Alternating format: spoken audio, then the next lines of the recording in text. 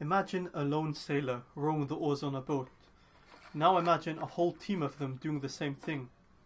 ICs like this combine tiny sets of other components working as teams like a mini circuit board. Electronic components like these can be quite bulky, but if we were to miniaturize them and put them together, more complex tasks could be done in a smaller space.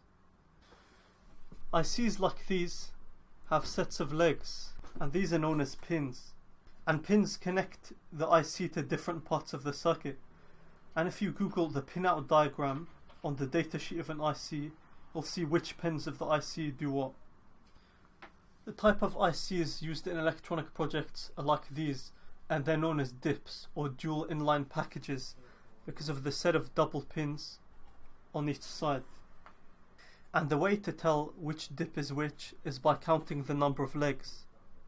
This has 14 legs on each side, so 14 pins, so we have 28 in total, so this would be called a dip 28. This IC has 8 pins, and so it would be known as a dip 8.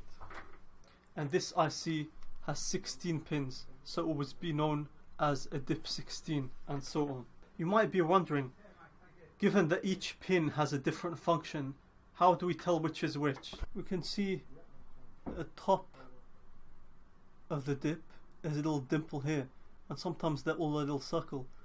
So if we hold up the dip so that this mark, known as the clocking mark, is at the top, then the pin on the top left is number 1. So if we take the IC and count it counterclockwise, we can know which pin is which. And some ICs can have a stripe in addition to the clocking mark at the top.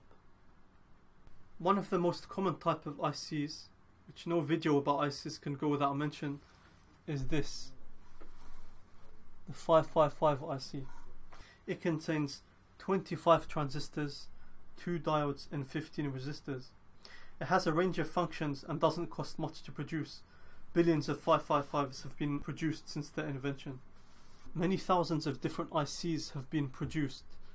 The way to tell which IC is which and what function it does is to Google the part number here, and by doing so we can find out the data sheet to see what the chip is and what it does. We can even get chips like this, which have a little mirror to the die. So this is made to be wiped by ultraviolet light, so we can rewrite it. So for example, for RAM in a computer. So that's ICs. Thanks for watching. Make sure to check out our other videos, and feel free to like, comment and subscribe.